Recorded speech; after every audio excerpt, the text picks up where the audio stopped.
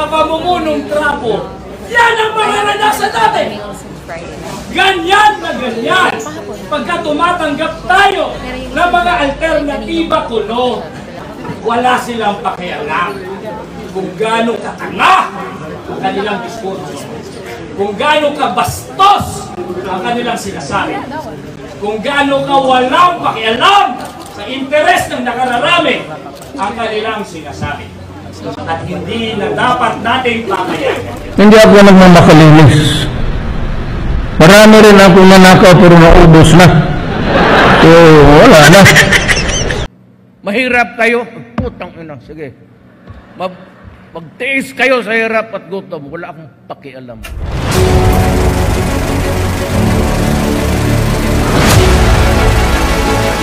Mag-influence. ABS! CBS! GMA News! Inimbitahan ba? Rappler! Inimbitahan ba? Sino ba? Naka-monitor sa live. Lahat ng mainstream media inimbitahan. Ngunit, sino naka-monitor? Maniligan tayo. Sino? Rappler nandito! Palapakan daw, Rappler! Hindi tayo in-small! Hindi tayo binilitan ng Rappler! Palapakan ng Rappler! Ngayon, ang tanong, ang ABS ba binilitan tayo? In-small ba tayo ng ABS-CBN? Hindi. Andyan ba? Wala! In-small tayo ng ABS-CBN!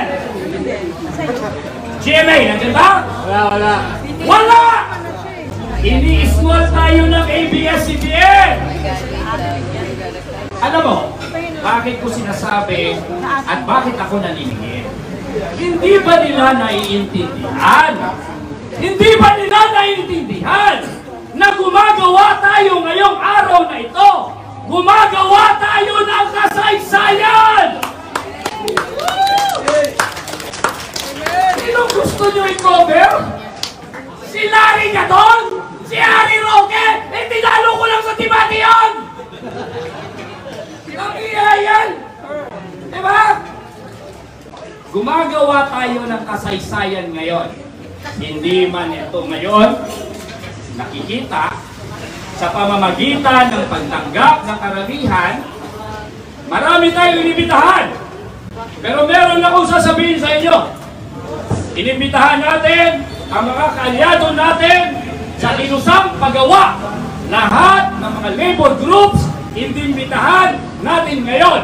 Buong buhay namin ni Calyodi, lalo na si Calyodi, aming dinibot sa mga manggagawa. At kaya namin inibitahan lahat ng labor groups. Lahat! Dahil hindi naman mapagkakaila na ang buhay ni Calyodi at ako'y bunga ni Calyodi, gusto kong i-emphasize sa inyo na hindi ako dapat nandito ngayon. Abogado ako eh. Diba, arneyo ako. Pero dahil kay Calyodi, nasa kilusang paggawa ko. Mula kay Calyodi hanggang sa akin, isang malawak na tradisyon, dekadang pakikibaka, kasama ng mga manggagawa, kaya inimbitahan namin lahat ng labor groups. Napupunta ngayon sa selebrasyon ng 31st anniversary ng bukluran ng manggagawa Pilipino. Inimbitahan natin lahat ng kaalyado natin ang present. Inimbitahan natin ang lahat ng mga alam natin na sa oposisyon laban kay Marcos at kay Duterte. Lahat sila inimbitahan natin. Pero ito lang masasabi ko sa inyo. Isa lang ang pumunta at gusto kong i-announce. Isa lang ang nagpaunlak ng ating imbitasyon at ako'y proud na pinaunlakan tayo ng apo mismo ni Ninoy Aquino, si Kiko D. Ano? Napakan natin si Kiko D. Ninoy Aquino na idol ko lolo mo. Ang Kiko. Alam ng lahat yan na idol ko ang iyong lolo. Ito ay isang okasyon na gumagawa tayo ng kasaysayan. At alam mo, minsan, pagka gumagawa ka ng kasaysayan, hindi ito napapansin. Minsan, ito mismo ang nire-reject. Yung kapag ikaw mismo ay ginagawa mo ang lahat, nagtatangka ka ng imposible. Imposible sa ilalim ng sistema ngayon. Pagka tinangka mo yun, hindi ka papansinin. Alam nyo naman, di ba? Panahon pa ni Jesucristo, ganon. Di ba? The most important cornerstone is the one that is rejected, sabi ng Gastel. Hindi yan mawawala sa akin dahil ako'y nangyayari sa magiging review. Ito ay isang makasaysayang okasyon kung saan ang pinaka-importante uri sa buong lipunan ay tumitindig. At hindi natin ito kiniklaim na walang kasaysayan behind. May history behind. 31 years na history ng kilusang paggawa. Ang mismong nandirito ngayon upang sabihin na umabot tayo sa punto na 31 years ng pakikibakat revolusyon. Revolusyon! Hindi tayo nag-uusap dito ng reforma. Revolusyon! 31 years ng revolusyon!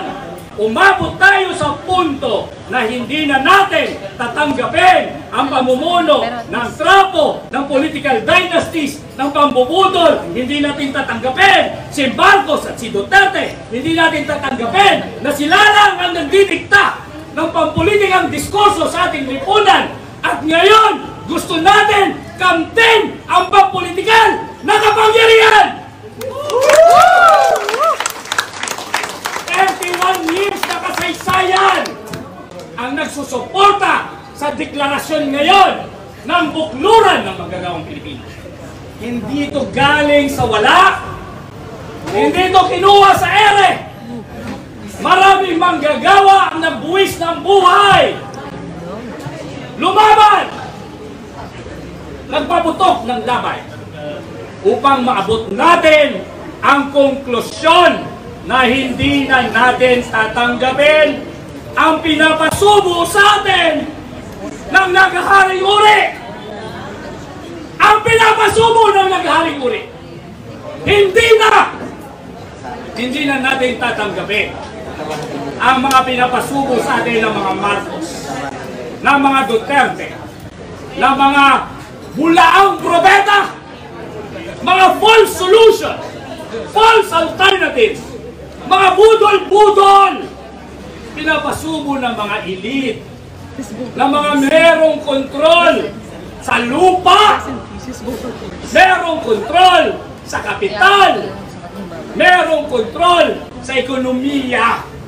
Hindi na natin tatanggapin at nakikita natin sa 31 years ng ating pakikibaka na kung hindi umagaw ng kapangyarihan ang manggagawang Pilipino, walang mangyayari sa lipunang Pilipino. At yan ang pinaka-importanteng statement, doktrina, prinsipyo na sasabihin natin sa 31 years na experience ng bukluran ng manggagawang Pilipino.